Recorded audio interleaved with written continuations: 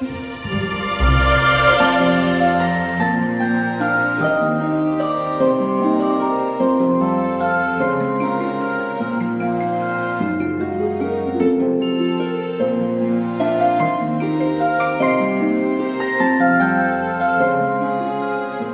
and welcome to episode 18 of the Nintendo Review Podcast. Is it only episode 18? Yes, I thought it was 18 a few weeks ago. Mm-hmm. Okay. I'm glad to be back, but it was a good show, guys. I enjoy listening to it when I'm not on, actually. It was very good, and it was a very negative episode, so the only thing I was screaming at was needed some injection of positivity from myself to counteract. But it was good, but it was very fun to... Yeah. You're going to bring it this week. Oh, yeah, sorry, I didn't introduce you guys. Obviously, as always, I'm with Lee and Greg. How are you guys doing? Greg, are you good? I can see this. I can see you got advertising on your clothes today. Spa. Ready for work whenever I have to leave here quickly. Oh, okay, oh, yeah. So maybe we'll keep the formalities short. Lee, are you all right? Yeah, I'm okay. Well, we had two big earthquakes yesterday and today. 6.0 on the Richter scale. We've been shaken to death, and it's a compliment to Taiwan building prowess that I think the only thing on the news after a 6.0 earthquake is that a telegraph pole fell down and crushed someone's car that was parked. Was someone in it? No. That's a shame. You sound disappointed. We need more drama in the world. Anyway, let's get straight into the news.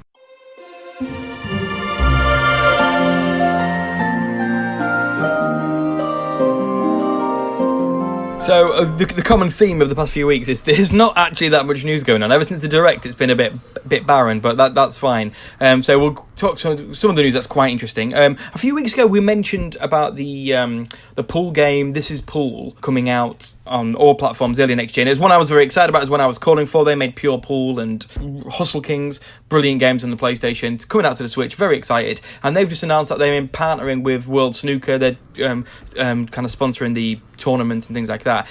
I don't think it's been confirmed, but this says to me that they're going to have... We said this when we chatted about it originally, but they're going to have a snooker mode in it. Have they actually confirmed that that's part of the partnership, or have they just said we're sponsoring it? It's just sponsorship. Is it the same company? This is Ripstone Games that are doing Snooker 19. It is Vufu Studios who are doing the Pool 19. Do you know what? I'm sorry. I haven't even read this bit of news. I clearly haven't read it because I've just read it now and you're talking about a new game and that's not what I was on about. So go on, Lee. What's also confusing is that I'm sure Ripstone used to do some pure chess as well, and Vufu are some sort of subsidiary, and they were and now Vufu are doing their own chess, and they were companies that worked in tandem or were together before they've split, and now Ripstone Games are doing this what is called Snooker 19, which looks quite nice from stills, and it's got a lot of features in there, and then Vufu are going to be doing the This Is Pool one. I think it was better when I wasn't here doing this. I think you guys should just say no. I literally just sort of looked at the headlines because the news I was talking about was that Vufu Studios and This Is Pool are sponsoring the snooker championships. Okay, yes. Next season. Isn't it the seniors snooker championship? Is it the old people's championships? I don't know, I can't remember, but I know they're sponsoring a snooker tournament. So I just thought it was that. And in my head I was like, well, surely they're going to have a snooker mode then in pool, otherwise why would a pool game be sponsoring a snooker tournament? And so in my head I just saw a few of the words. But you're bringing that up, so yes, there's a damn good chance that Vufu Studios will then add a DLC. Sorry. DLC, yes. Exactly. But the actual news, Ripstone Games are making a snooker game. Yay! Wow, are they? But either way, we're going to get snooker and pool. Let's hope they're both online. But that's good. Great start, Darren. Some more news, which was originally I was quite excited about the news, and then I looked into it more and I was a bit disappointed. So, to be fair, obviously Smash Brothers is coming out soon. They're releasing loads more amiibo Smash characters for all the new characters, which is really exciting. And they did mention ages ago that they're going to re-release some of the older characters. Kind of expected, but now some of those characters have popped up because they're on a September sort of like manufacturing list, and they are Sheik, Captain Falcon, Wii Fit Trainer, Marth, Jigglypuff, Charizard, Lucario, Zelda, and Peach. And what's disappointing about this is that these seem to me to be very popular old characters that no one had. I know Sheik was a problem, but then they re-released him during the. I don't know how much you guys were into the amiibo kind of craze when it's all going. When some characters you couldn't get hold of, Sheik was one of them. But they re-released him anyway. But the characters that they released once and really struggled with, the Bayonetta and basically the last DLC, Bayonetta and Corrin are impossible to get hold of. You know, I know a few of us tried buying it the day they got released. They got sold out immediately and they've never come back. So it's annoying that they aren't on this list. I hope there still will be, and I hope this is just like an initial sort of rerun list. Very worrying. Do you think there's going to be any differences in these characters? As in, do you think they're going to have different bases or different? The boxes are different. Have you seen the boxes? They've got the name in Japanese and in English, and there's some differences, very, very slight differences, of course. But the label on the front has now got a Nintendo next to the amiibo, where before it was just the white amiibo sign. So collectors who like to get everything are going to have to purchase all of them, I'm afraid. Well, that's not me. I like to take them out the box and bin the boxes, so I'm not too bothered about that as long as they haven't got different poses or anything infuriating like that. But that's good. Like that. So just a couple of new games. Obviously, Dynasty Warriors 8 has been sort of announced, but that's fine. That's coming out in December. And then there's one called Fuse Code Studio, which is coming out next spring, which is a sort of like a coding, like a learn to code bit of software. I don't know too much about it, but you know, with what Labo's doing and coding, and I don't know if you guys know Lee. I don't know if it's the same in Taiwan, but in the UK, like coding is becoming like really ingrained within the curriculum, and it's the big thing for kids. It's going to be, you know, every kid is going to be learning how to code and stuff like that. So this is amazing. But is Taiwan similar? Is it coming into your curriculum? It hasn't come into the curriculum as far as my son is involved, but they do, and especially through the parents as well, and pushing their kids into like engineering jobs, but a lot of electrical engineering, very high end technical jobs, you know, semiconductors, all that kind of stuff. It's a very big business over here, and especially that the Taiwanese businesses, you hear about Foxconn all the time, you know, they supply bits and pieces for Nintendo, and they've been in the press negatively and positively, but they are based in China, but they're a Taiwanese company. So it's companies like that where Taiwan make the bulk of its GDP. And that's where they push kind of young people to kind of for jobs in that area. Yeah. Sort of. Yeah. Okay, cool. Does Fuse Code Studio appeal to you, Greg? You seem the type of guy to be a wannabe coder, but maybe it's just a bit too late for you. But what about your children? You push them into it. I can't remember where I seen it. Just a wee short clip of the game, and it just. What little I seen of it was like it was just the gameplay bit of it showed like a wee like overhead like top down sort of like Zelda style houses. So I don't know how much input you have on like the design of like creating the graphics and whatnot. But like, I'm not really that interested. That's fair enough. That's fair enough. Same here. You know, it looks like there's a great variety in it. You know, you can see like top-down shooters. You can see many different styles. RPGs that look a bit like Mother. You know, the Earthbound. From the one screenshot where it shows the coding, it seems as if it shows a picture of you coding in dialogue, but it doesn't show you coding in other things. So how far it goes in, we don't know. Yeah, I mean, like I really love the idea of like creating your own games and all that sort of thing, but we already know like time's really limited and stuff, and when you come home from work, like doing coding's like it's like more work. And it's like you kind of just want to play games rather than like create your own, I guess. Yeah. Well, I think we've chatted about it before, but like when we was younger, I used to love, you know, kind of like shoot 'em up construction kit and stuff like that, and making our own games. Mario Maker's the exception today. I'd still make games in that, but ultimately for me, this is just great for kind of encouraging kids to code and understand, even if it's not actual coding, but understanding the principles of, you know, if this then that kind of mentality. So exactly. In a few years, I'd love to encourage sort of Hugo and stuff to kind of get into this, and I think ultimately it is the future kind of workforce of a lot of people. So the last bit of news, which is sort of good news, not amazing news. The not amazing bit is obviously Starlink Battle of Atlas came out, and it debuted at number 14 in the UK, which isn't very good. So it clearly hasn't sold amazingly well. The good news of that, I guess, as sort of Switch fans and wanting the Switch to be successful and for third parties to keep bringing their stuff to it, is that 82% of its sales were on the Switch, which is amazing. It's not surprising. What is surprising is, I don't know if Lee, you've got your numbers wrong. What is surprising is that 82% of its sales are on Switch, 10% on PlayStation, and 9% on Xbox One. I just counted. So there's some kind of there's some rounding up. being done there. So it's good news. Obviously, the Star Fox kind of aspect to it is kind of what swung this. I genuinely believe this game would have sold a hell of a lot more if this was an exclusive Switch game. I think they've made a big mistake releasing it on the other platforms. Personally, how do you guys feel? Do you think this is good news, or do you just not care? Yeah, we both shrugged in there, Greg. Yeah, exactly. Yeah, go on.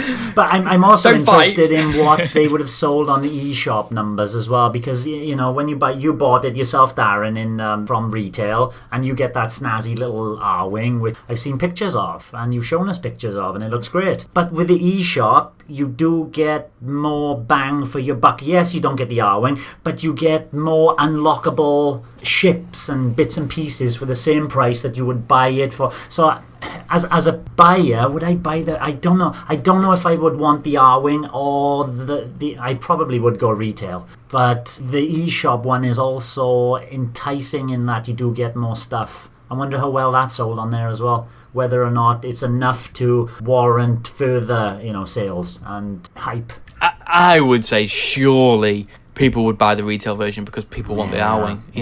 There's not many opportunities to get stuff like this for Star Fox, and Nintendo fans are, just to kind of speak very broadly, but they are collectors. They love their franchises, and I think the retail version is probably the big one for most people.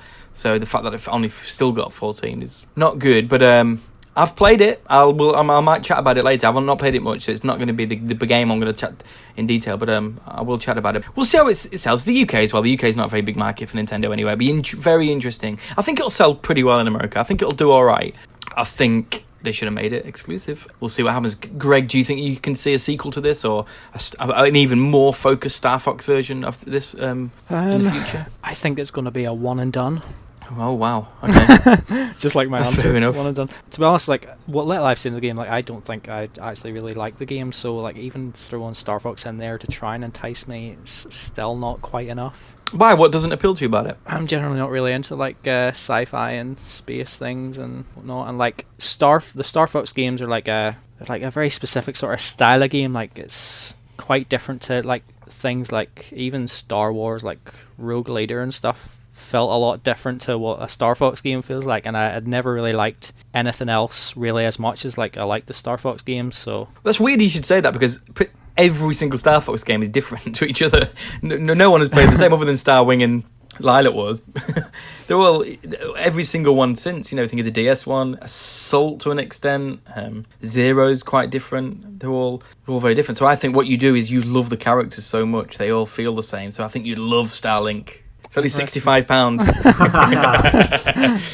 Cool. That's fair enough. I mean, we'll see. I've got a feeling we're going to see it again, and I think we're going to see an exclusive sequel for the Switch with Star Fox.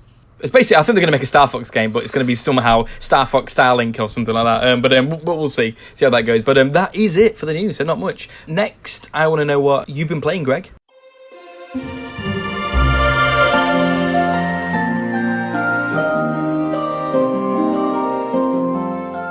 I don't know why I singled you out, Greg, but I want to know what you've been playing in particular.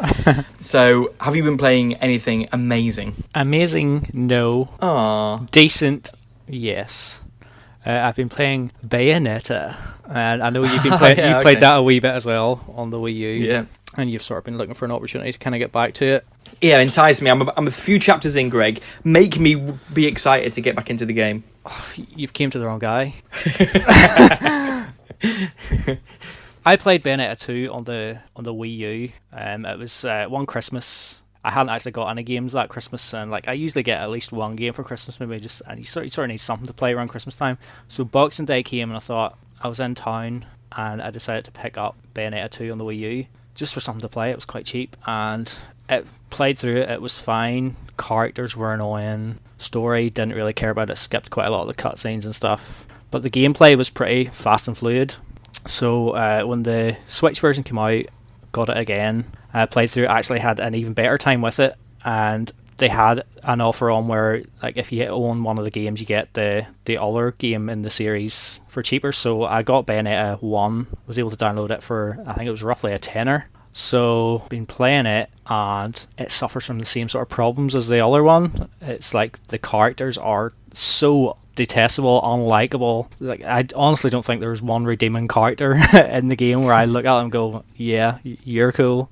Like, they're all so annoying, especially the lead character. I honestly can't stand Bayonetta, and she's like one reason why it took me so long to actually play any of the Bayonetta games. Just don't like her at all. And one thing about the second game was there's a younger character in it, and she kept referring to him as Little One, and the way she said it all the time, it just grated on me so much. I'm absolutely disgusted to find out in the first game there's another little one in it, and she keeps referring to it as a wee girl this time. I think it may even be her. I'm not sure what way the timeline and stuff works. I've got to the stage again where I'm just skipping the cutscenes because I really just don't care. I was just watching them out of like some sort of duty to to try and follow it, and I just no, skipping them all now and flying through it. I'm actually near the end. I think I'm in chapter 15 of 16. But anyway, the main thing about Bayonetta is like it's the combat and like the spectacle. You've got all these like huge bosses to fight all the time, and like the combat's really fluid. You've got like your attacks with like your hands or your legs or whatever, and you can attach like the guns or like swords or whips or whatever to either part. So you've got like different styles, and you can flip between them on the fly with like the left trigger. It all works really well. But what I have noticed in comparison to the second game is activating witch time feels a lot more difficult in the first game than the second game. I'm finding like the timing, like the window of opportunity to activate witch time, like and like reading the opponent's attacks, the window's a lot smaller, I think, when you're trying to dodge, because witch time obviously it like slows everything down and gives you a chance to really like beat on the opponent. I find myself getting hit an awful lot more in this game. I've died loads more. I only died once in Bayonetta 2, and I'm definitely well into double figures in this one. I don't know if you're finding it difficult, Darren. Yeah, pretty tricky. I've died a lot. Obviously, I've not played 2 yet, so I've got nothing to compare it to. But yeah, I've been definitely dying quite a bit. Yeah, I'd say like overall, probably like the second game's a lot more polished than the first one, but it is it's a good action game. Like, and I actually put off playing it for a while because God of War came out on the PS4 earlier in the year, and for some reason that instigated me to play God of War on the PS2 because I've had it sitting around for ages. So I had been playing that around the time Bayonetta came out on the Switch, and I kind of didn't want to play two games that were similar, so because I was kind of confused because like the dodging buttons and stuff are all really different, so I didn't want to like mess up what I was doing in Bayonetta, so I've left it till now. And you get a wee bit of variety in the stages. Like you'll have your battles, and like they're all sort of split up into like checkpoints. You'll maybe like battle a few enemies, and then you'll come to a big boss, and then maybe the next stage you'll be like actually like riding a motorcycle around, or like surfing along water and stuff, trying to beat the enemies. And like the variety is really good, and it feels decent, but in some ways it's like you kind of feel like you're button mashing through most of it. And like there is like, if you're a good player, there are like all these combos to learn, and like you'll get graded after each sort of like battle. Most of my ratings have been pretty weak. You get like silver, bronze, and like stone awards, or you can get like the best one you get is like pure platinum. I've only got that like once or twice on really, really simple battles. But there is that level of like you can get better at this, and maybe striving for those better scores and better grades is what will drive you to like play through the game again or whatever. For me, it's probably going to be a case of like once I'm done with it, that's pretty much going to be it. Another criticism that I had with the sequel on this is just like it's just so overly like sexualized and stuff, and just like the way the camera pans around and just like between Bayonetta's legs and the way she sort of struts around and all, it's so off-putting. And if like somebody's watching you play, it's just like you feel really like grubby or something. I don't know. It's just. It's not my sort of style at all. Like it's not very classy, you know. And like people will say like, oh, it's empowering women or something. It's just like it seems a wee bit seedy or something.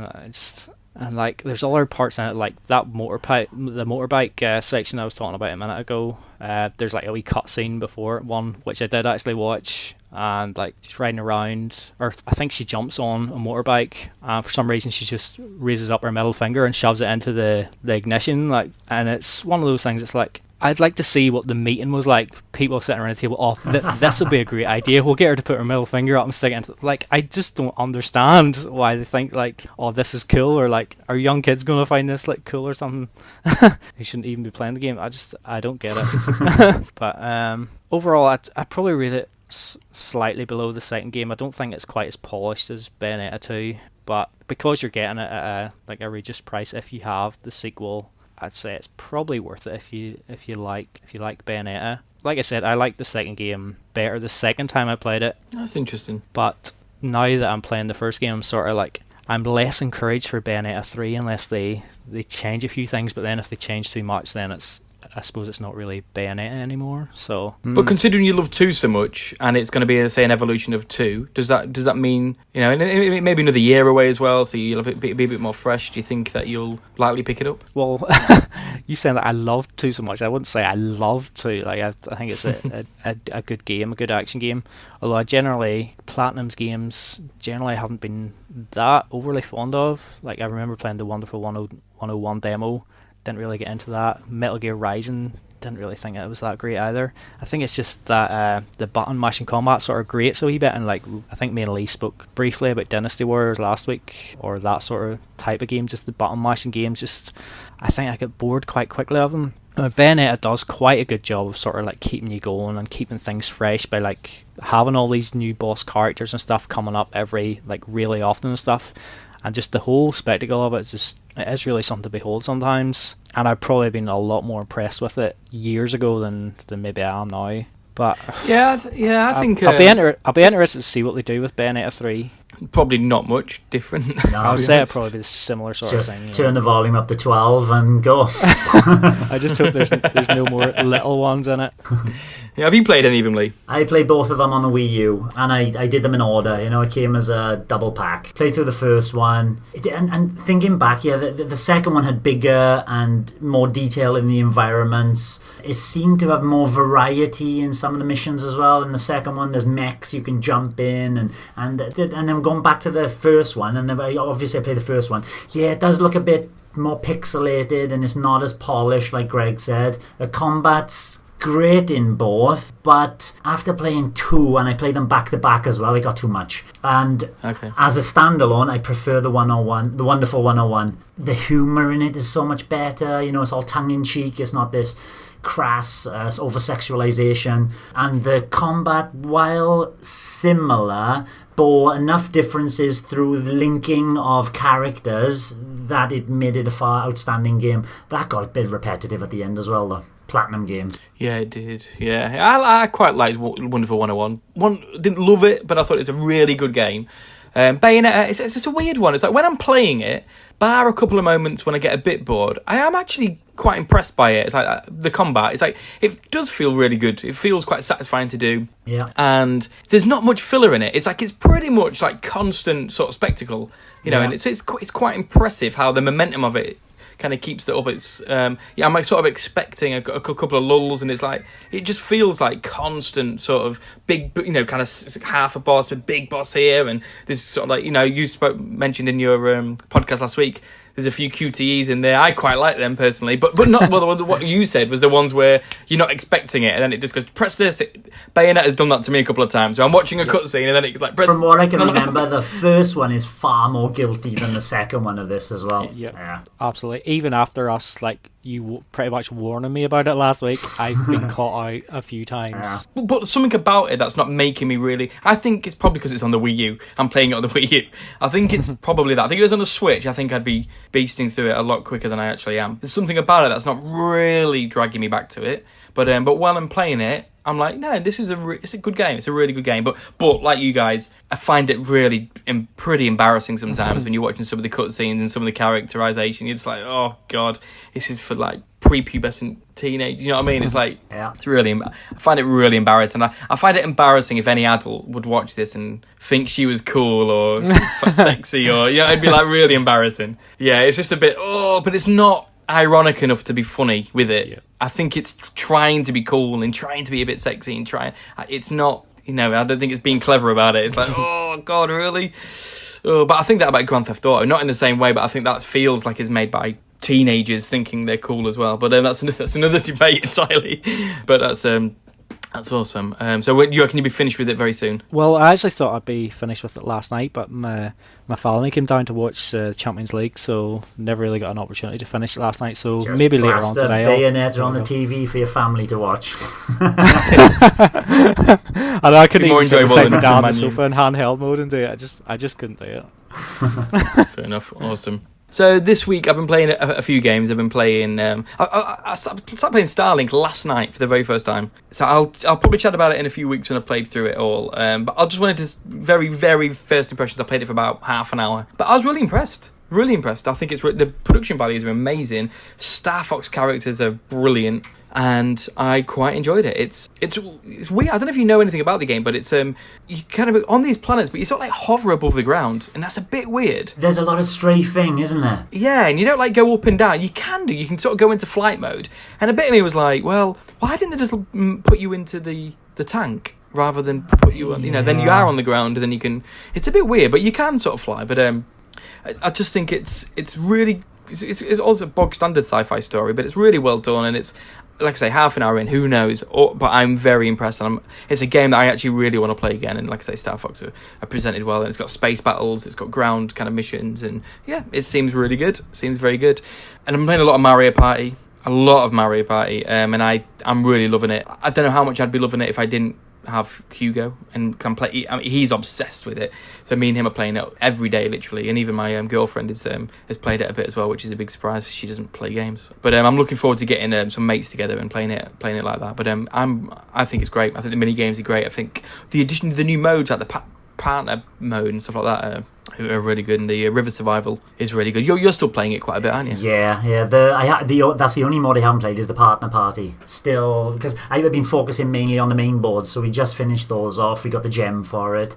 I'm loving it as well. It's the quality of the majority of the mini games is exceptionally high this time as well. There's very rarely a dud. Yeah, there's not many. I can't think if there's any that I particularly hate in it, but really good. But the game I do want to talk about, it's called Adventure Pals. And I've been playing it for a few weeks, and I was really enjoying it actually. It's one of those games where I don't know if you know anything about it, but it's sort of like it's a platformer in essence, but it sort of poses itself as an adventure platformer. So there's like a map, and you get sent on sort of quests, and you got to go back and forth to different areas. And the style is great. It's got this, sort of what's the cartoon called? Adventure, is it? Adventure Time. Adventure Time, yeah. With the stretchable...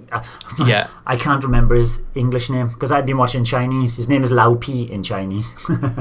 Jake. Yeah, I can't remember. Jake is the stretchable yellow dog, that one. It's got a similar... got a similar style to it. It's got a similar sense of humour to it as that as well. But it's called Adventure Pals, so I don't think it's... I think they know what they're doing. But it's a platformer, and I was really enjoying it because it's a great game to sort of like pick up for 10 minutes whenever I play a level. And then halfway through, 5 hours in, the game really started to drag down. It's really started to bore me actually, and I've ended up just giving up. So I thought, I'll talk about that then. I'm not gonna play through it. Even though it was fine, but I was like, why waste my time? I've got so many games I want to play. And the thing is, it's fine. It's like I say, it's a platform game, and it's got a bit of a leveling up system. So the kind of more you play it, you can choose different abilities. It's called Adventure Pals because you've got a giraffe that's on your back, and it spins its tongue around to help you float. And it drags you towards enemies. You can get an ability where it drags you towards enemies to increase combos. You've also got a rock friend, and he spins around you, and he can hit enemies as well. So it's got some kind of like really basic like leveling up. And you can get items in the game like bombs and potions and things like that to kind of help you as you go along. But ultimately, it is a platform game. And what happened is over time, from being really fun and a good game to really boring me was one, it didn't change. So it's the same game 5 hours into earlier on.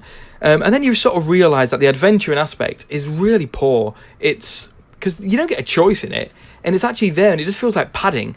And so you got this. So you got this. There's 5 islands in the game, I think. So there's the first island, and there's like a hub bit, and you go there and you speak to some characters, and they give you a mission.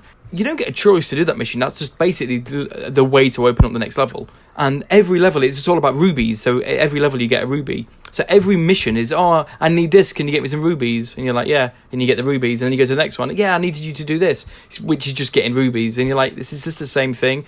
And you've got to do them. So it's not really adventuring. And then you've got to go back and forth to this level each time. So and it just feel like I'm just walking around.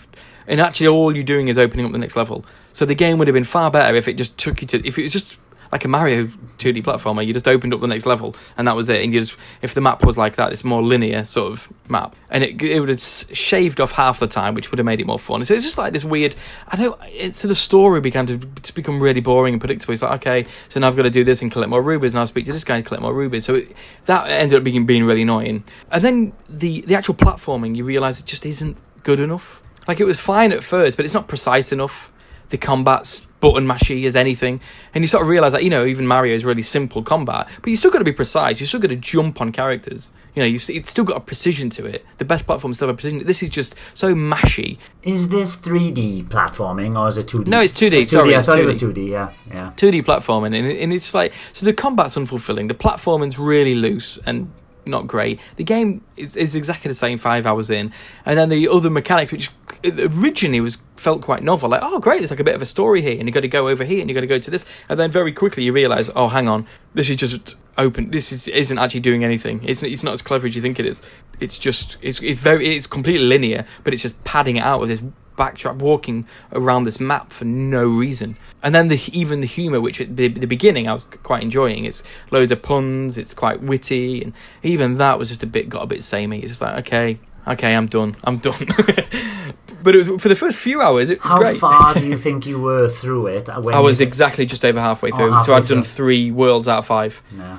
And that was I think the whole game's about maybe about 10 hours if you wanted to. There's collectibles, these cupcakes. Oh, that seems rather large. Exactly. If it was like 5 hours total, I reckon if it was 5 hours, if I played it for the same amount of time but I'd played through the whole game, I think I'd have been really, really positive. Because the first few hours, I was like, this is a great platform game. And then I was like, no, hang on. And another thing, the levels are a bit too long. Each level is about 10-15 minutes. And it probably doesn't sound loads, but actually think of a Mario game. Yeah, can you imagine that? Yeah.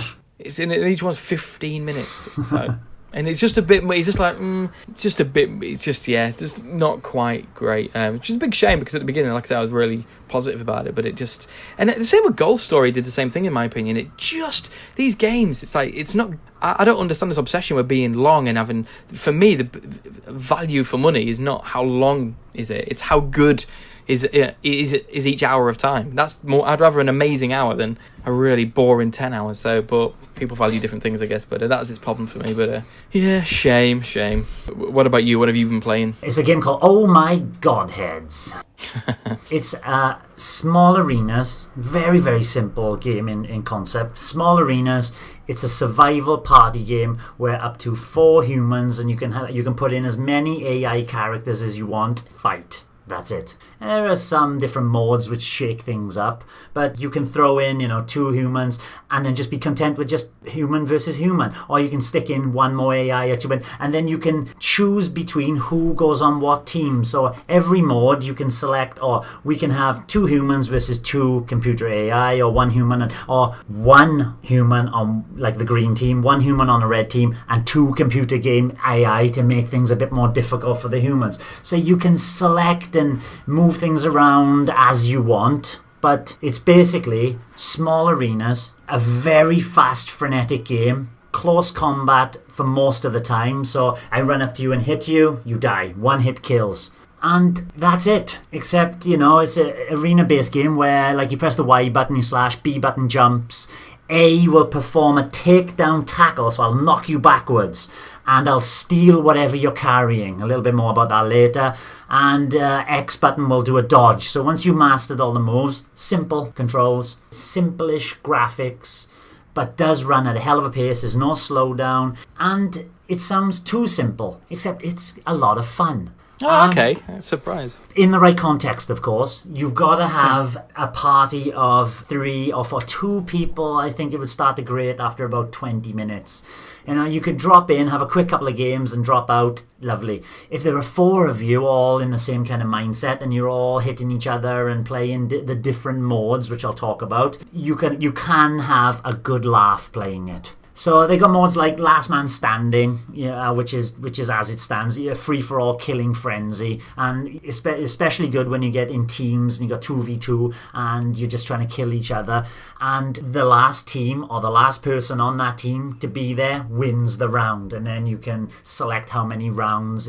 Everything is customizable. How many rounds, how many characters, how many this, how many that. Then the second mode is called Headhunters, similar to Last Man Standing, where everybody kills each other, except once there's only one person left, you respawn in. So it's a first, basically, to get 9 kills wins the round. And those are the standard kind of modes which you'll have a good laugh at, but I enjoy the other ones better.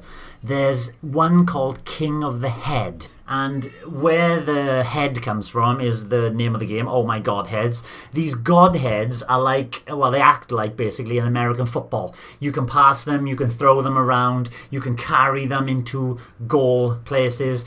So King of the Head basically is collecting the Godhead and holding it for the longest period of time out of everybody else in the arena. This plays so well on a 2v2 kind of thing where you can pass it back and forth to your teammate and you're trying to out-kerfuddle the other team. And what makes it more interesting is that you can pick up weapons as well. You got exploding pies. So you pick up a pie, you use the R button to throw the pie, they explode. The variety of weapons is crazy. You get weapons like a huge giant foot descends out of clouds and smashes the nearest player. You'll follow them around a bit. You've got weapons that will put all your enemies, it'll turn their controls backwards, it'll reverse the controls. Up is down and down is up, left is right, right is left. The amount of variety in the weapons is also fun. So these Godheads as well, while you're carrying them, some will have like a ticker timer, so it'll blow up after a certain amount of time. So even though you're carrying it and the aim of it is to hold it as long as possible, you hold it too long, you're going to die.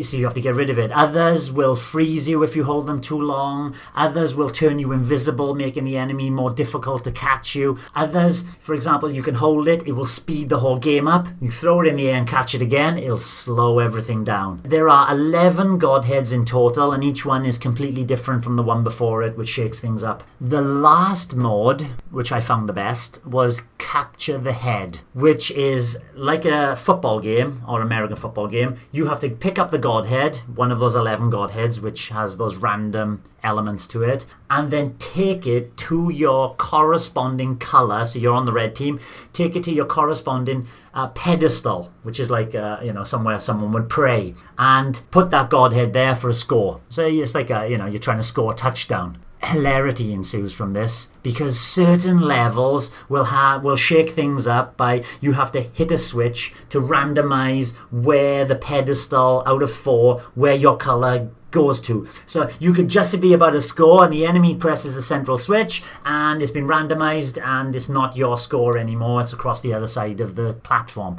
And there are 12 levels as well, which basically a lot of them are flat surface arenas. You can fall off the edge, so a tackle move like hitting your shoulder into an enemy person can let them fly off and die. But there's a lot of other levels which are more interesting with more verticality to them. So on games like Capture the Godhead, with the verticality and some of the Godheads slowing you down, it can make it quite difficult, frustrating and tricky to actually score when you've got to jump and dodge your enemies at the same time. It's unfortunately, it's going to be one of those games where it's very context sensitive. You're only going to get the most out of it when you're surrounded with like-minded people who are up for a laugh. What slightly sold it a little bit more to me is there's a trial mode.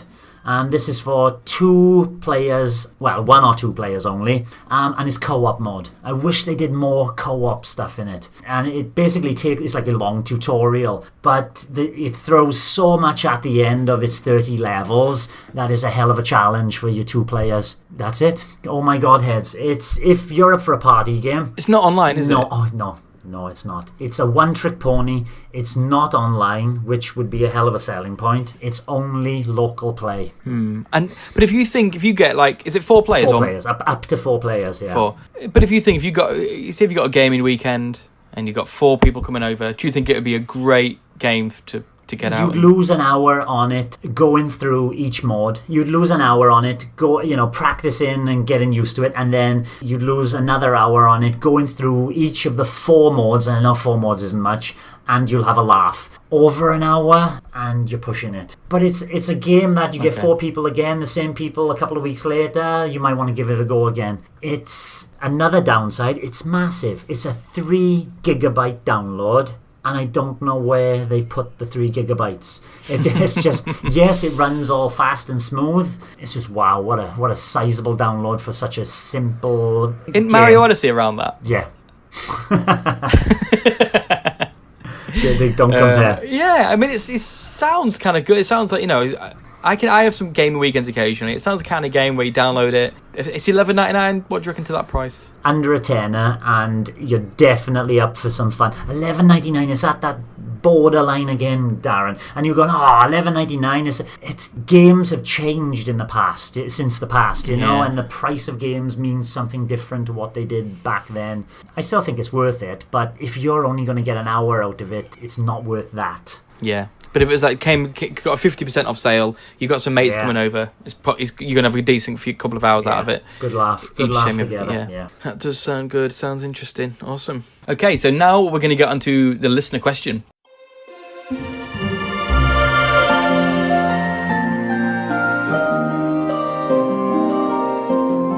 Although when I say listener question, that's actually more of a listener comment. So based on your ultra negative podcast last week, on the Discord channel, Mac DeRuse kind of brought up sort of about it, but it's sort of about something else. But he mentioned something connected to it, and it was he hates it when people really rip into games he loves. And I bet Greg felt really guilty for a moment because he rips into everything.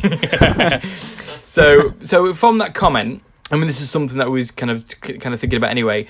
How do we all feel about expressing negative opinions, and and also kind of particularly about games which are really renowned, like Shovel Knight, and Greg speaks a lot that he always feels fearful about playing popular games because he worries that he'll hate them. Although I don't know why you worry about it, but then maybe that's the question, isn't it? It's like, why do you worry about that, Greg? Why do you care? Do you hate it when people rip into games you love?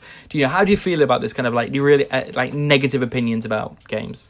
I sort of see it from both sides. It's funny that you mentioned that there because I was thinking about Hollow Knight the other day and thinking I'm nearly scared to play this here in case I feel that disappointment again.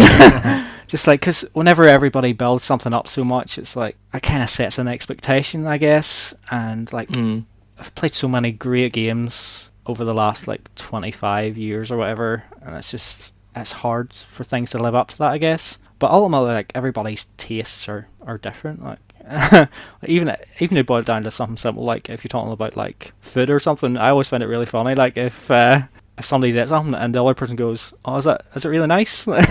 Like everybody's taste buds are different, so it doesn't matter what the other person says. Oh, it's really good. Like if you taste something, like I hate onions. If somebody says like these onion rings are amazing, and then I do, it's like, no, it's disgusting. Like it's one of them things. Like everybody likes different things, and like I sort of almost feel like I'm on the bad side of it most of the time because like I feel like I'm in the minority most of the time.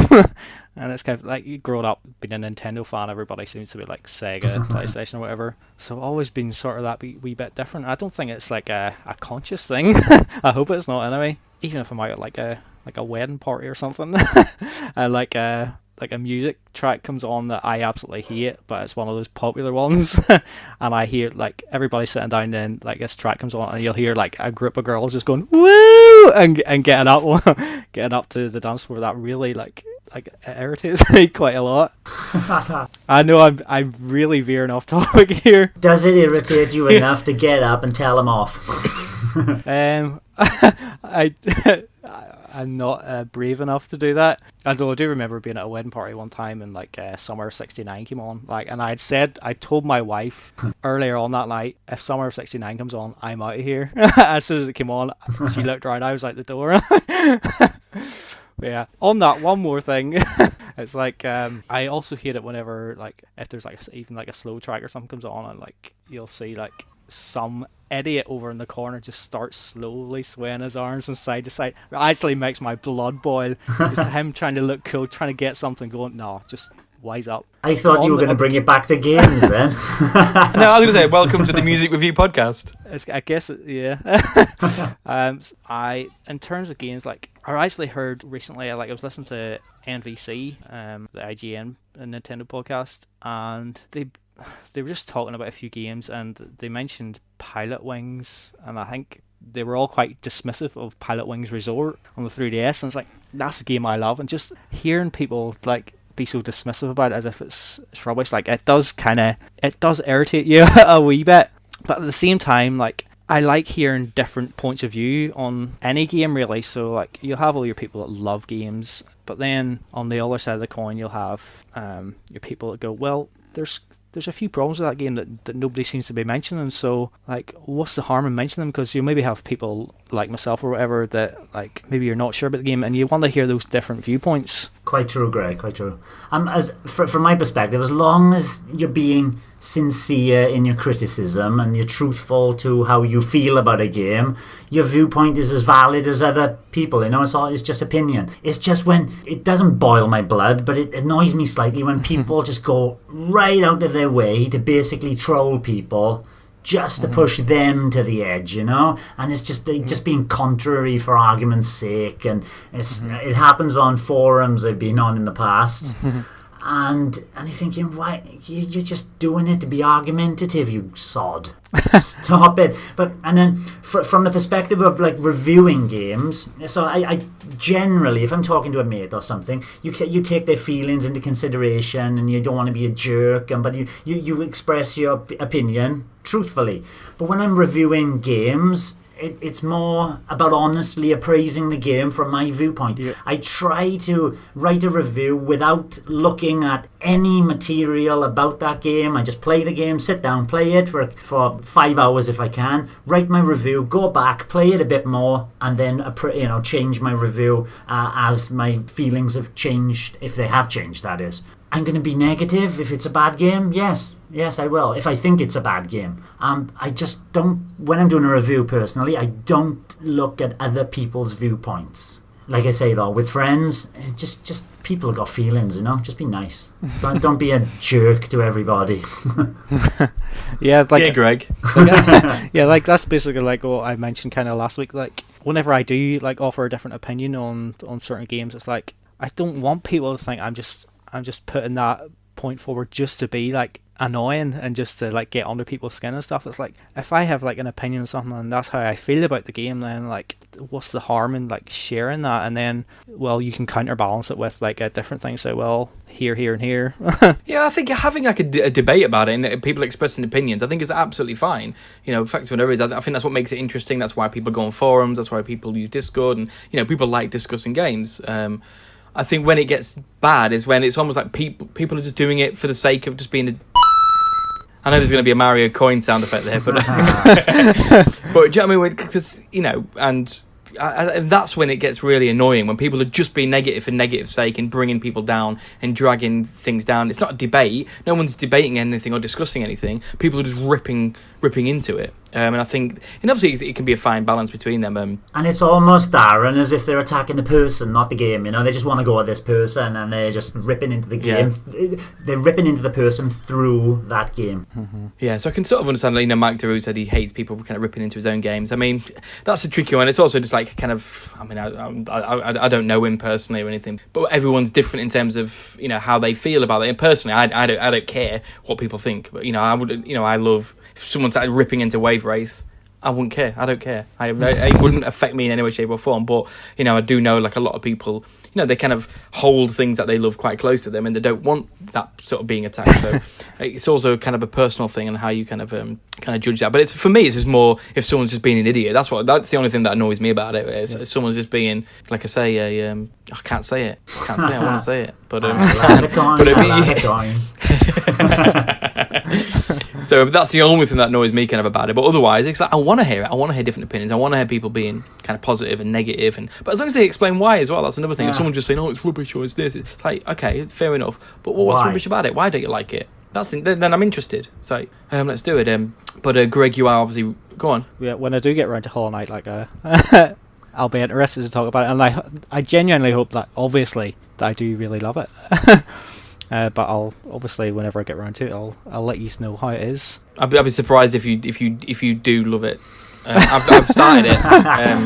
I'll be gobsmacked if you like it. To be honest, it's like whenever somebody is about to show you something and goes, "Oh, this is really funny. This is really funny. You're gonna love this." The moment they say that, it's going to be the most unfunny thing I've ever seen in my life. So I suppose there's a wee bit of that in here, like, "Oh, this Hollow Knight is amazing. You have to play it." Part of me is going to be like, it's not amazing. Well, I'll bring expectation down then, Greg. You will not like this. Okay. You might like it. You'll appreciate it. It looks and sound, the atmosphere of it's amazing. I've literally hardly put any time into it, and I'm not sure where I'm going to feel, how I'm going to feel about it. But I've got a feeling you won't like it. You don't like Shovel Knight. I'm surprised you like anything. I kind of planning to start it after Bayonetta, but I think my plans may actually have changed. So you ordering Starlink? No, but we'll discuss this at a later date. Secrets, nice, awesome. Right. Anyway, so let's move on. Let's get on to this week's topic.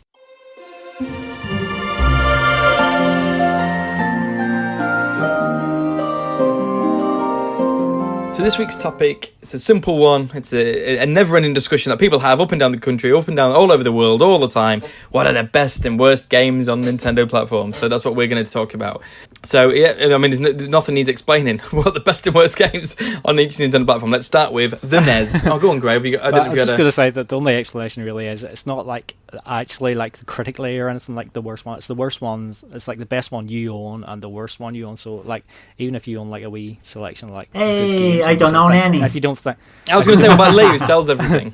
If you don't even think any of them are bad, you still kind of just have to pick the worst one you have. Okay. So go on then, Greg. You start us off. The person who hates the NES. I'm not interested in what you've got to say, but tell us anyway. Well, since I don't have like a NES or a NES Classic, I kind of only limit it to the games I have on the 3DS from the Ambassador scheme, because that's all I own. Okay. So like on the Nintendo Switch Online. I didn't really count those. So you don't really own them. So I wasn't really sure where to come with it. Oh, so these really do have to be ones you own, not just ones you've played or... What you have right now. Oh, bloody hell, that's specific. So the best one's probably Super Mario Brothers. Good call. Even if I don't think it's the best Mario game, but that's fine. No, but it's still one of the greatest games of all time. So well, people say that. It's influential. I'll give it that. And the worst one is probably Ice Climber, from what I've played on the 3DS. Yeah, dire platforming. My best NES game is, and just to shake it up a bit, you think through all the NES games I played, and I'm in that kind of nostalgic mood, and then we did the music quiz a couple of weeks back. It's Batman the video game. I think the platforming and the fact that you go wall grappling and the combat in between was sublime stuff from Sunsoft. When was the last time you played it? I played it on emulation on the computer I'm sitting at now about a year and a half ago, I think. Oh, wow. And did it hold up really well? It still holds up really well, yeah. Oh, yeah. Great to hear. Really, the platform is spot on, You go back to some 2D platformers, especially action ones, and the hit boxes don't correspond to what your memory has, You might, even on Mega Man, the original Mega Man, you jump on in a specific spot and it's like, oh, the enemy hit me when you shouldn't have. Batman suffers from nothing like that. Amazing accuracy in it. Yeah, my memory of it is amazing, and I'm looking forward to kind of diving into it. I own it still, so when I move next week, I'm going to set my NES up and I'm going to try out a few Kung Fu, Batman, some of the classics. I'm going to have to see if that's the Batman game my brother owns, because if it is, then clearly I'm going to have to give it a wee go. It is very Mega Man styled, but there's more verticality in it. Cool. My worst game, and this was a game I did own, and I don't remember who bought it for me, where it came from. Do you remember a Bruce Willis movie called Hudson Hawk? Certainly do. I think that's an underrated film. It is very. People just took the film as flumph and all that, and thought, there's nothing much to this. But it was a complete. You've got to take it tongue in cheek, and even as a young age, I enjoyed it for its tongue in cheek, cheeky nature. There's a musical number in the middle where I can't remember the name of the song. Swing on a Star. And he's shooting sticky bombs everywhere. Lovely stuff. It's not Die Hard, but it was all fun. And the game. Well, don't play the game. Terrible. Another 2D platformer which goes the opposite direction of Batman. Awful. Fair enough. Brutal. My favourite game was the same as Greg's, Super Mario Brothers. It's one of my favourite games of all time. It's an absolute masterpiece. Still is to this day. Greg. Worst game. Ice Climbers is probably one of the worst games I've ever played, but I thought it'd be a little bit more kind of controversial than that. I'm going to put 2. I'm going to say 2. Can I cheat? Can I say 2 or do I have to pick one? Go on. I'll pick one. I'll say Kid Icarus. Kid Icarus. You didn't like that? No, I don't. I really didn't like it. And my honourable mention, which is probably going to surprise a few people, which I think is an appalling game, Excitebike. That does surprise me. There's not much to it, but it's better than Ice Climbers. That's what I mean. That's why I said I need to be. That's what I said. I said, Ice Climbers is terrible, and so I wanted to be a little bit more controversial, a little bit more contentious. On the Game Boy, I'll go first because I went last. Then my favourite game, I'm going to say Tetris. I've got to say Tetris. I think that was the best Game Boy game. It's a game I played the most. It's an absolute classic. It was the kind of influence of it at the time and stuff like that. And there's some really great kind of Game Boy games. Donkey Kong 94, I was tempted to say as well. I think ultimately I've got to say Tetris is my best game. Worst game, I can't even think. This is the. Because I packed all my games away. But I've got the same problem, Darren, in that I don't have any games anymore, so I got to think back myself. And we talked about this. You type it in a search engine, worst games. I don't own any of them. I must have been such a discerning buyer. It's like I don't have bad games. Wow. Yeah, I can't think of like the very. But a game that kind of springs to my mind is a wrestling game I had. I can't remember what it was even called. Right, I'm going to jump in by you and say my worst Game Boy game is actually WWF Superstars. That's it. And it wasn't terrible, but it only had, and I used to love WWF and the Ultimate Warrior and Mr. Perfect in the past. It only had 5 wrestlers. The championship, you just had to beat 4 wrestlers in a row to win, and then you got your picture. Hey, you're the winner. And every single character did the same move. You couldn't do signature moves. How strange that we both had the same game. Yeah. And an obscure one like wrestling as well. To be honest, I do remember kind of loving it. I was a kid at the time, but I still own it. And I remember playing it years later and going, oh my God, this is terrible. This is a terrible game. Yeah, so what if that's your worst, then what is your best? My best one is, I lumped in the Game Boy and a Game Boy Color. I never owned a Game Boy Color. So through the Game Boy, it's Zelda Link's Awakening. Fantastic fantastic Zelda game. Yeah, it certainly is. Greg, what about you? I know you were a NES hater. Were you a Game Boy hater as well? Is that a part of your history? Or not a hater, just never had that many games for it. And I do have Link's Awakening on the 3DS that I do need to get around to, so maybe I will enjoy that, although top-down Zeldas generally don't really do it for me. But what? I gotta go back. What? Yeah, A Link to the Past, overrated. Shocking. Oh my God. I've talked back about to my the love for A Link to the listener's Past. question, shredding games all the time. Absolutely appreciate what it did, and like I do have. I remember borrowing it off a friend on the Super Nintendo back at primary school, and just like I think I was maybe too young then. I didn't really know what I was doing, so like I was sort of jumping into one of his save files. And I was like, I have absolutely no idea what's happening here. But I did eventually play it a few years ago on the Wii Virtual Console and finished it, and it was okay. Like I died quite a lot. I found it actually quite a frustrating experience. But anyway, Game Boy is quite an easy answer for me. Super Mario Land 2, 6 golden coins. Yeah, good game. It's my favourite Game Boy game. And Yeah. my least favourite one, again, like I said, I don't have that many, but I do have Kid Icarus of Myths and Monsters.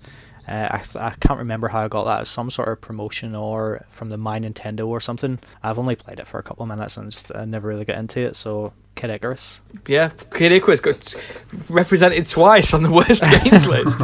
Wow. Awesome. Lee, so let's move on to the greatest console of all time, the Super Nintendo. N64. What is your best and worst My SNES games? my best one, and now it's 2 Zeldas in a row. It is Greg just slagging off my favourite game, one of my favourite games of all time. It's A Link to the Past. I played Zelda, the original one, on the NES, and just hated it and never got into it. And just from the opening of A Link to the Past, it did everything right. Everything was so much better. They're slightly more linear, but it pushes you towards that story. You never get lost. You know what you're doing. You know what weapon you need to use here and there.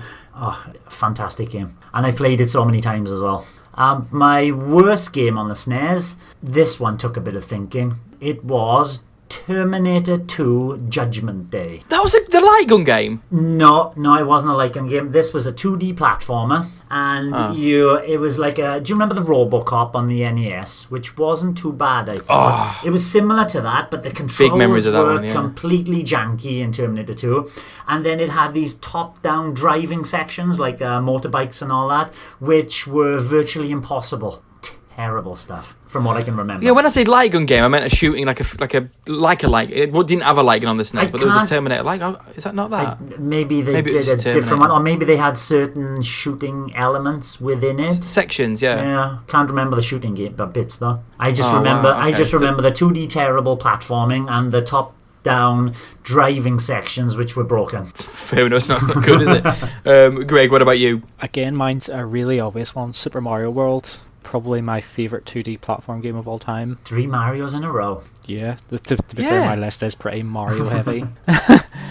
And the worst one, again, I probably don't have any really truly terrible Super Nintendo games, so I'm going with ISS Deluxe, because I never really I don't really like those old Super Nintendo like ISS games. I don't think I played a Super Nintendo ISS one. I think the first one was a billion times better than Super Soccer.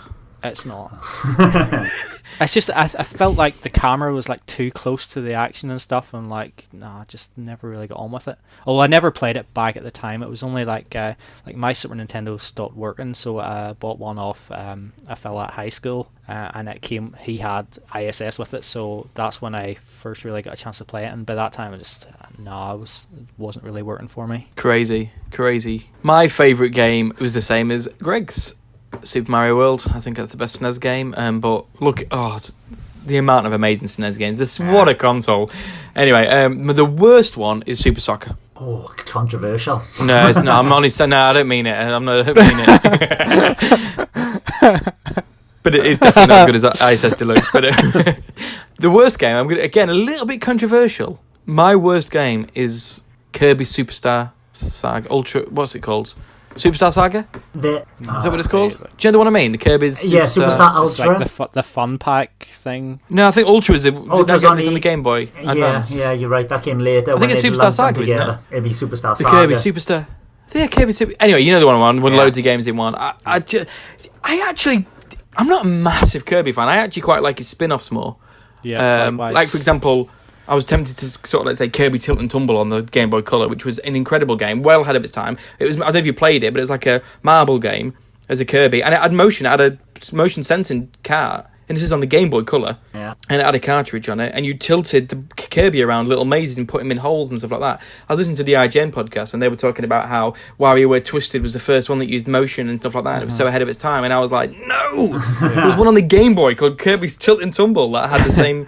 it was incredible. It was an amazing game. But so I like a lot, and I actually quite like Kirby's the ball ones and stuff like that. His main platform is I think Kirby's Adventure on the NES is dull. I think the Game Boy ones are okay 3DS at best. ones. I think do you know what? Controversially, I have not played through them. Oh, okay. I own them both, but I've not really. I've played them a little bit, and they actually do look pretty good. I like the Switch one, but it's because I played with Hugo. I think even that's still not great. It's good, and I enjoy playing with Hugo. It's not great, and I think Kirby Superstar Saga.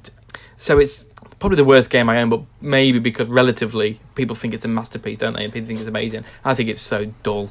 I find it so boring. So that's my worst one. So Greg, let us move on to, I don't know, I was going to say the Game Boy Advance, but it wouldn't be. The next one will be the most, the one that's the console aged most terribly. Let's go on to the N64. What is the best N64 game? And it's Wetrick, so what's your best game? Go on. This is a tricky one. Like, it's one of those that, like, my opinion probably changes every now and again. But at the moment, like, looking back now, I probably would say my favourite game for the greatest console ever created is Super Mario 64. Yeah, fantastic. And the worst one I own is actually the first game that I ever had for the console, because my dad got it for us for Christmas. FIFA 64, another football game, but it's just such a mess to play. It was a shocker. Yep. It was an absolute shocker. Still better than FIFA 19, but...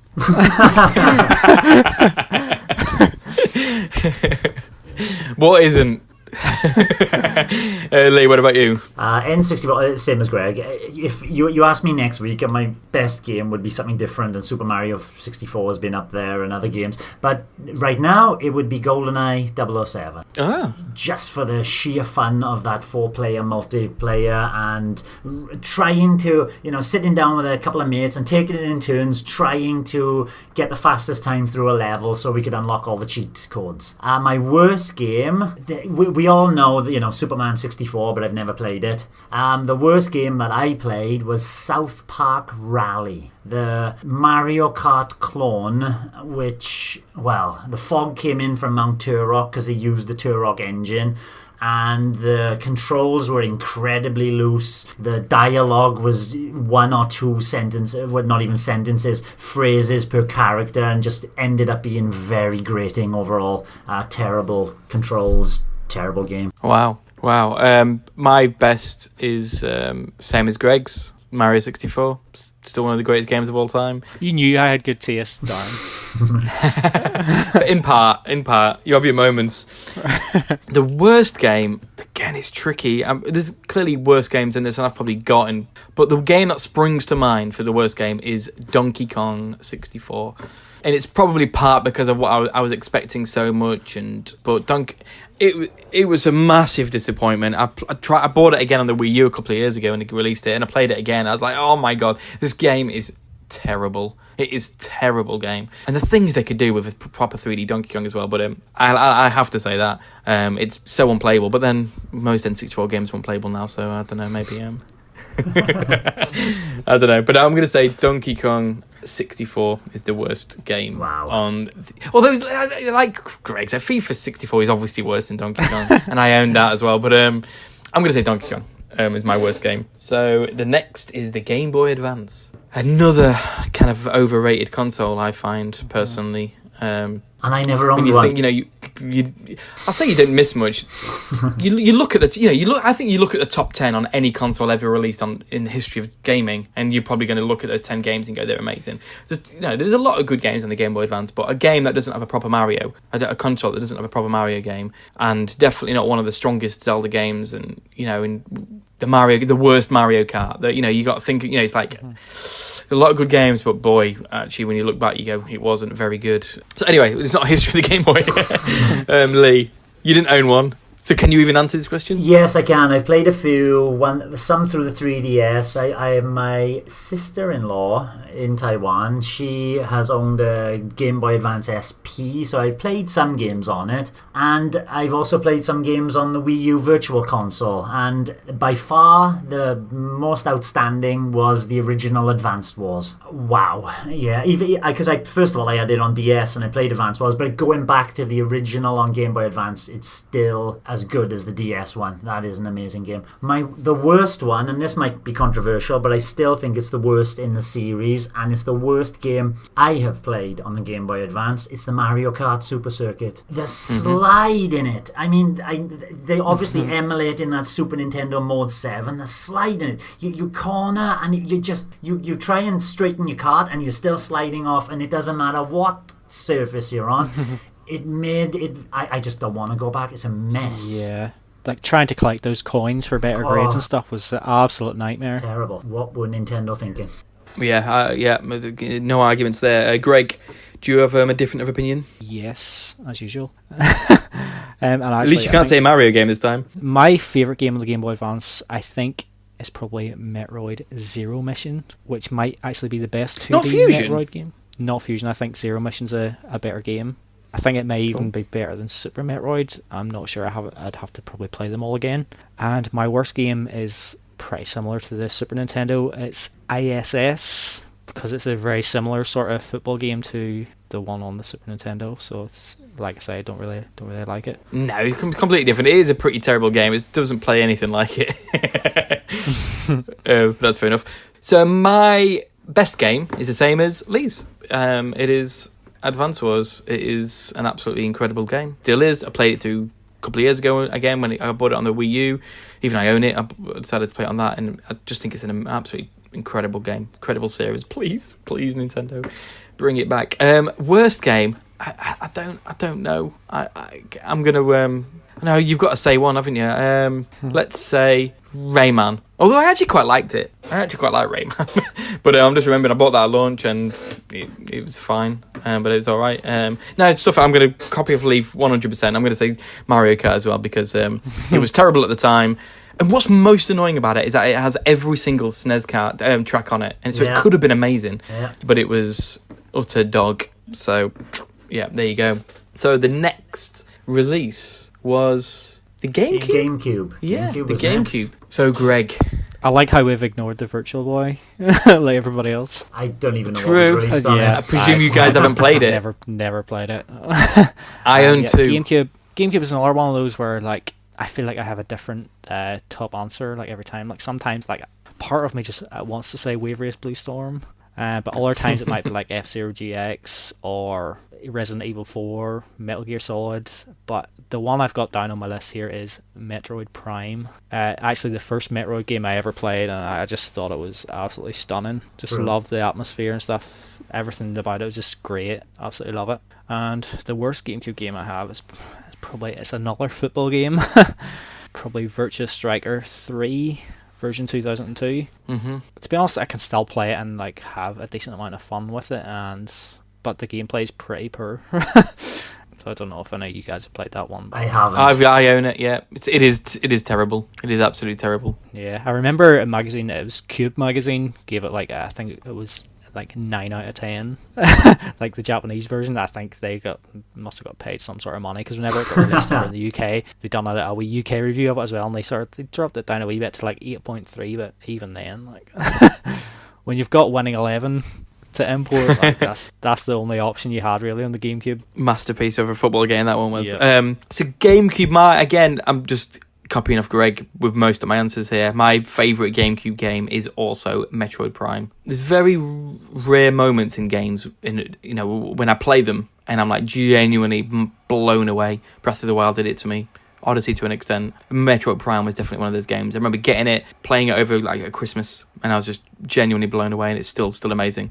My worst one, Sonic Adventure. I'll say that.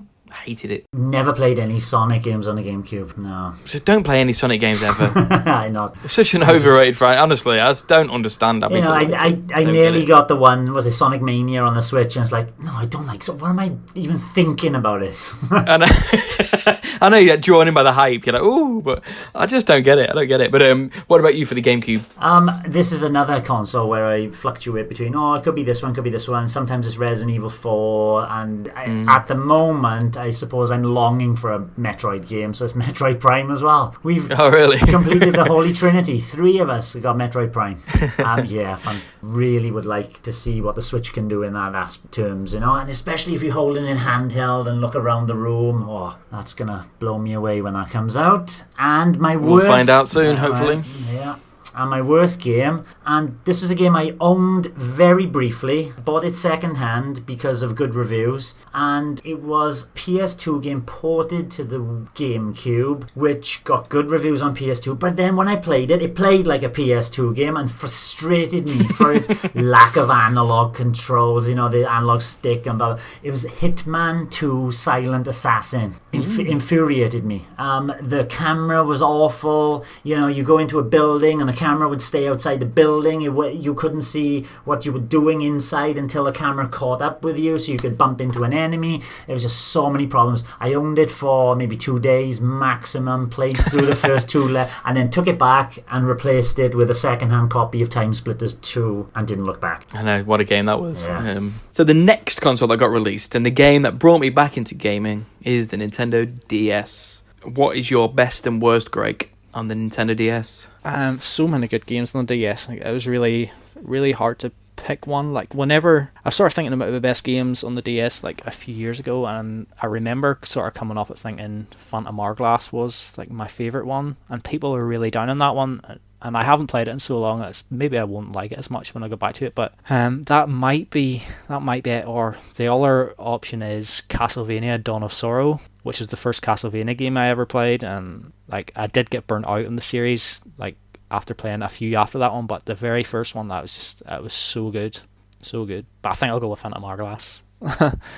And on the DS, the worst one is yet another football game. Oh boy. And this is one I imported. We talked about how great Winning Eleven 6 Final Evolution was on the GameCube there. Winning 11 DS, I imported that one. It's not very good. It's like the DS is like, you could nearly get like the football games in the PS1. Like, I absolutely loved the ISS Pro games and stuff. They were great. So like, why they couldn't have anything nearly as decent as that on the DS, I'm not really sure. This was just so terrible. That's fair enough. Football and Mario is the theme for you, though, isn't it? Yeah, pretty much. So, Lee, what about you? What's your best and worst games? Another one that keeps fluctuating as well. Especially my best game. I'll just say this: Geometry Wars. The amount of time I actually put into that, and the enthusiasm I had for it at the time, and I've gone back to it now and again, and yeah, there's a little bit of slowdown now and again, but that game captured me at the right time. My worst game. This one was a DSi game, and I reviewed it for our website. And I don't know even if you can call it a game, if you don't think it's a game, because it's My Aquarium 7 Oceans. What to even call it a game is a shocker, you know? That's all you could do is place fish in an aquarium and watch them. There you go. And because it came out after the 3DS came out, and you're used to these better graphics, and then going back to the DSi look, pixelated fish in a non-3D environment, it's not even a game. If I had to say a game though, Darren, not a simulator, it would be, slightly controversially, Kingdom Hearts 358 stroke 2 days. I couldn't get on with it. The camera, the combat, the empty landscape, very boring. Does it put you off the series, or do you actually still would love to see the main sort of games coming? I'd like to see a new one come out. I wouldn't want to go back, and I've heard they've all suffer from very similar camera problems, similar, the overworld is devoid of enemies. I wouldn't want to go back to an older version. Okay, that's fair enough. Do you know what I realised that doing this when I was looking back through sort of DS games and stuff like that? And I don't mean that this is going to sound really negative. I think the DS is an amazing console. Like I said before, it really got me back into gaming. I think it's exciting. I think all the new ways to play was really exciting and amazing. And there's loads of really, really, really, really great games. I don't think there's one masterpiece on the console. No, because Mario is Mario 64 DS, and Phantom Hourglass didn't quite sit with me. It's all. Yes, exactly. Each game kind of has a problem. Yeah. Yeah, and there's some loads of amazing games. You think of like Advance Wars DS and Ghost Trick, and it's like there's loads of. But I was looking, I was like, there's no Metroid Prime or Mario 64. But it's quite interesting looking at that. I don't mean it as a negative, but it's just like more of an observation than anything. I was like, oh, okay. For me, there was no one mind-blowing game. But the game I am going to choose, and this is, and it probably sounds a bit weird now, but I'm sort of thinking of it at the time as well. It's Mario Kart DS. Yeah, well, no, that was good. I can understand that. Yeah, it was.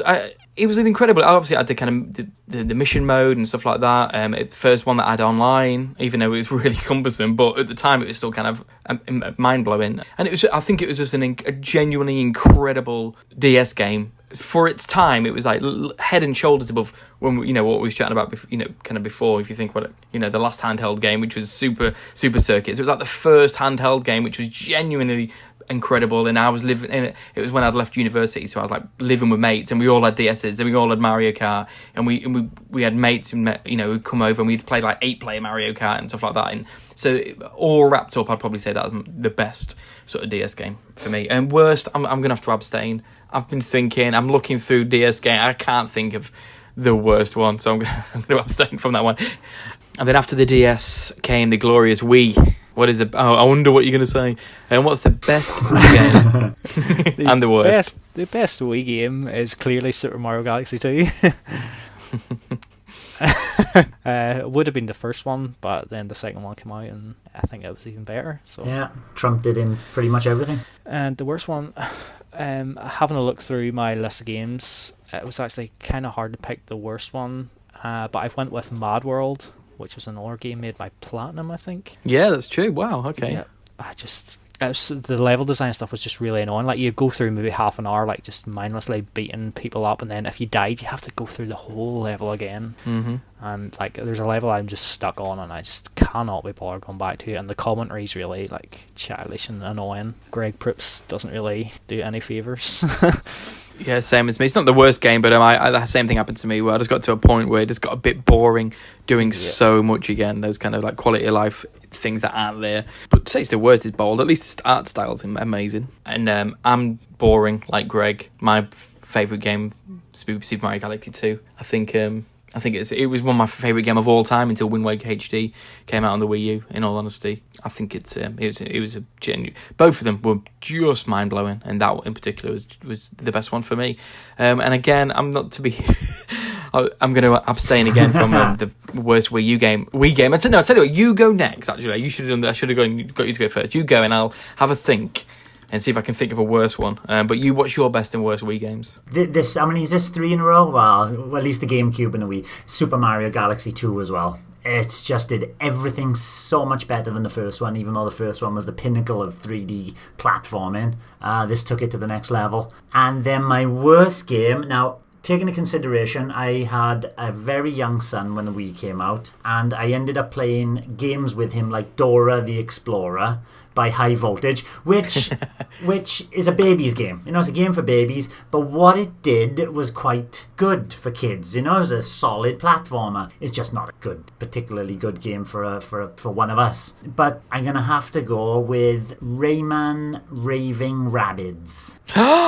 The worst game? From what I can remember, yeah. There was a first-person shooting element to it, if I remember, which was the best part, and it's all the other bits that just don't sit well. Yeah, that's fair enough. Bold. I kind of I quite liked all those sort of mini games that came out. I'm trying to think my worst game. I think maybe.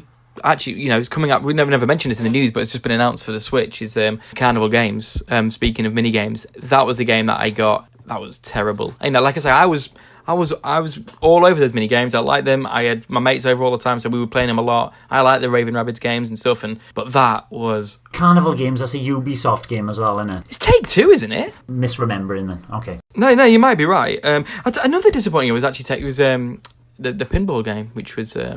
It was meant to be amazing. Carnival Games, Take-Two Interactive and 2K, yeah. But anyway, I'm going to say that. And the very last handheld console of Nintendo, the 3DS. You still playing it every week now, Greg, so what is your best and worst? Were there any good Mario games on the 3DS? Of course there were. Super Mario 3D Land is the best game on the 3DS.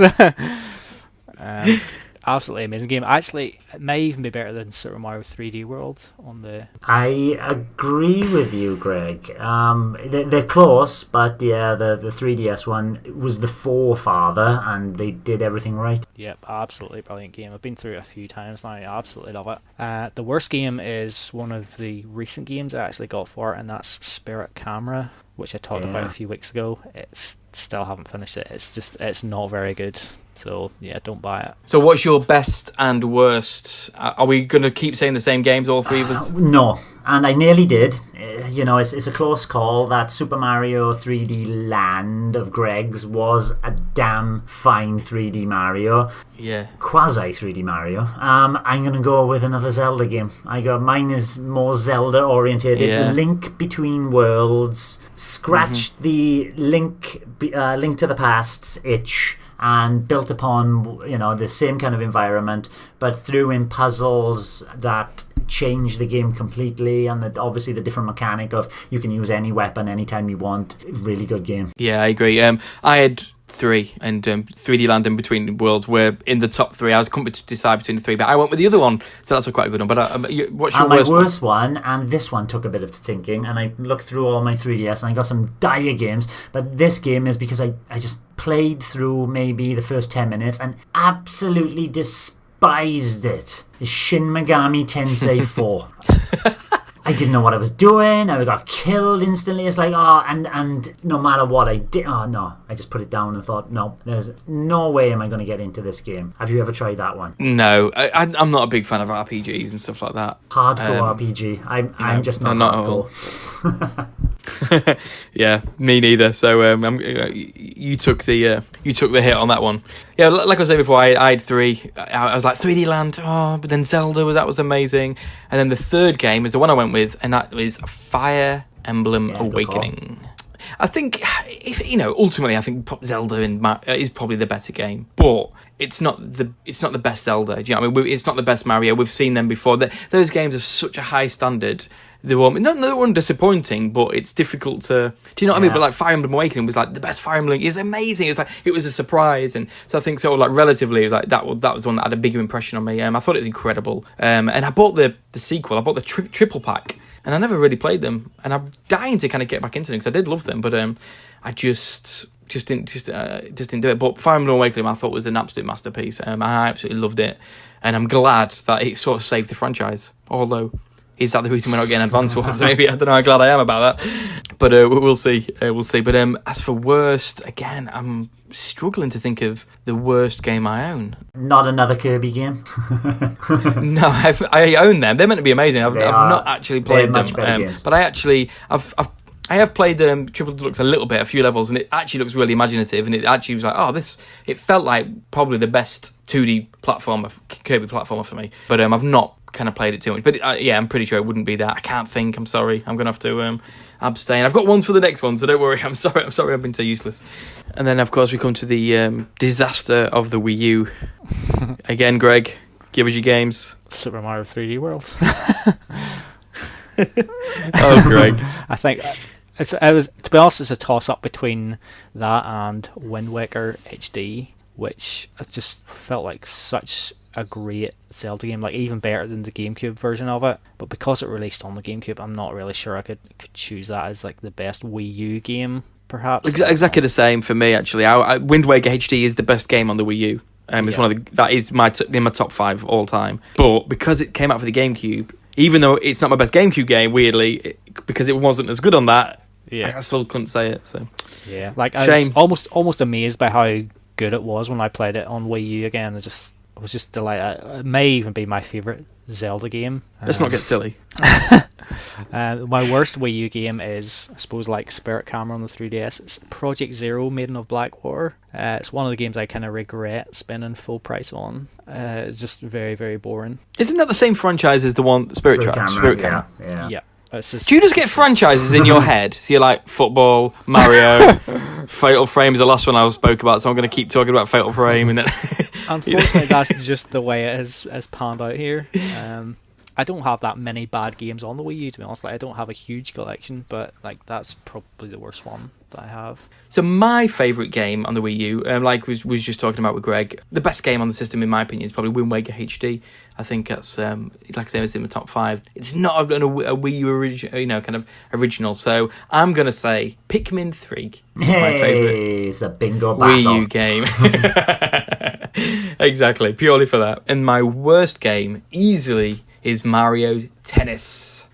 Which is an absolute shocker. Yeah, I didn't pick it up, and it's everything that Mario Tennis isn't. Yeah, exactly. And what's annoying is that people are saying, "Oh, it plays pretty well. It's just bare bones. Like it plays," and people are saying, "Oh, Mario Tennis Aces, it plays like the Wii U version." It's like it doesn't. Have people played the same game? It just doesn't play it. In the Wii U version, you can't do passing shots. As in, like the game is so like if you're playing it and you press A, almost anywhere on the court, your character's going to dive to it and hit it even a little bit. So you have these really annoying rallies, like you can't hit it past a player. And obviously Aces is pretty much a perfect tennis game. So, but anyway, run over. That is definitely the worst game. My Wii U, another boring one, but it's the correct choice. Super Mario 3D World. It's just those. I prefer. It's not a better game than Odyssey. Before people start shouting at me, but the way it had these small little 3D interactive environments that you get 4 players messing around in. Oh, it's so much fun. Wow. So you prefer it than Odyssey? Yes. Wow. Okay. Another confession, I haven't finished the dark side in Odyssey. I need something to draw me back into Odyssey, and time will do it, you know. I think it's coming to the time where I think, yeah, I'll pick up Odyssey again and finish off the bits I haven't done. But Super Mario 3D World, I couldn't put it down. That's fair enough. It's a very underrated game. People rip it, don't they? And it's like, what? It's like that catsuit. Yeah. Oh, But, catsuit's one of the best power-ups I've used. that turns you on more than Bayonetta. I can't remember who mentioned that. I said, "Oh, come on, Peach catsuit. This isn't what I was imagining." My worst game was another game I reviewed for our website. And it was a mobile game that got ported to the Wii U. So it's a one-button game. That's it, one button. There's no directional input. It's the A button, and that is it. And it's called Absolutely Unstoppable Mine Run, where your character is running to the left and right, but when they hit the wall and you jump into a wall, then they go to the opposite direction. So you had to jump up and up and up and up as a floor of spikes or lava is coming up to kill you. Awful, awful, awful game. Was that the actual name of the game? Absolutely Unstoppable Mine Run. And as I'm playing, I'm thinking, oh, please stop. Don't be unstoppable. Yeah, please be stoppable. Awesome. And are we going to go for the Switch? Why not? Although we've kind of done it, really, haven't we? Mario Odyssey, I presume, for you. And your worst one is Shovel Knight. I'm answering for you. The worst one is actually not Shovel Knight. Okay. It's Ukulele. Oh, Ukulele. I think you're going to say Twin Robots. You've slagged that off. Well, Twin Robots, I got a review code of that there, so yes, that would be the worst one I own, but like I deleted that off the system, so I don't really like factor that in anymore. It's gone. Okay. Ukulele's still there. Really? So yeah, it's the worst one. It's just looking forward to that as well, and Yeah. it's coming down in price in a sale, and it's like, I love Banjo-Kazooie. It's like one of my favourite games of all time. This is just not Banjo-Kazooie. It's not even Banjo-Tooie. It's not even Donkey Kong 64. I was just going to say, it's not even Donkey Kong 64. Everyone's going to know what you're going to say for the best game. What is it? it is Breath of the Wild. Do you think that'll ever change? And it's going to take an absolutely storming game to change. And it's one of those things as well when, you know, like Mario Galaxy came out, then Galaxy 2 came out and it was better. Are they going to do it again with Zelda? It's going to be so difficult to get that feeling, that open, you know, that I can go anywhere I want. It's such a challenge. They can do it again. It's not going to feel the same. Now, do you think that is the only thing that could beat it in terms of your gaming tastes? Like, however good the next Metroid is, ultimately... No, I think Metroid could beat it as well. Oh, okay. If they go in the right direction, I do like Metroid Prime, you know, that feeling that gave me. If Metroid Prime 4 goes in the right direction, that could beat Breath of the Wild, yes. Fair enough. There's got to be something there. Yeah. My worst game, and I did mention when Greg said it was Twin Robots, but because I reviewed that as well for our site, that was a dire game, but there was one slightly more irritating, and it's called One More Dungeon. It's a first-person dungeon crawler, and it's got RPG elements. It's got randomly generated levels, so every time you go in, it's something different. The levels are too long. The enemies, it's very difficult to judge how far they are away to hit them. You can be hitting just a simple little enemy for too long. It's boring. It's repetitive. It looks ugly. It's heavily pixelated. As a matter of design, it's just boring. I see it on the sale all the time, and sometimes I'm like, oh, is that meant to be good? Clearly not. My best game is the same as yours, Breath of the Wild. It is that and Odyssey are two absolute masterpieces. It's hard to pick between the two, but ultimately, I agree with you. I think Zelda. And my worst game is 100% Snake Pass. Horrible little game. Yeah, so that's good. That's awesome. Well, cheers, guys. As always, that was good fun, and we will speak to you next week. Bye bye. Bye bye. Thank you for listening to the Nintendo Review Podcast. You can find this very podcast on SoundCloud, iTunes, Stitcher, Google Play, TuneIn, and YouTube. Just search for the Nintendo Review Podcast. Don't forget to give us a review and ask us a question. We are also on Twitter, Facebook, and Instagram, where you'll find great content such as news, reviews, and streams. Of course, you'll find us at nintendoreview.co.uk. And check out our Nintendo Review Discord channel for lively discussion, meetups, and in-game voice chat. Drop by and say hello.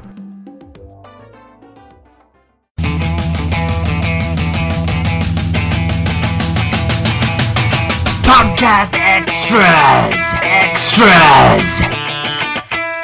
Podcast extras! Extras! Can I say to your dad? Can I say to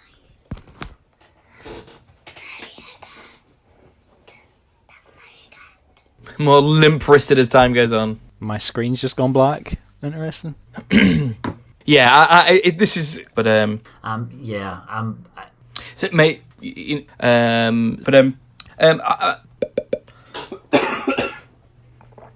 Aww. Up is down and down is up, left is right. Woo! Woo! Woo! I love you, Daddy. That one's not talking.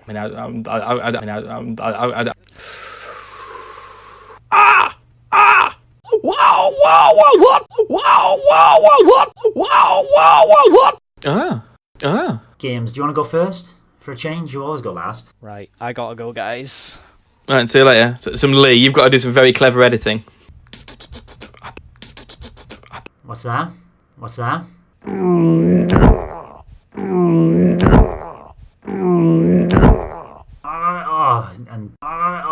And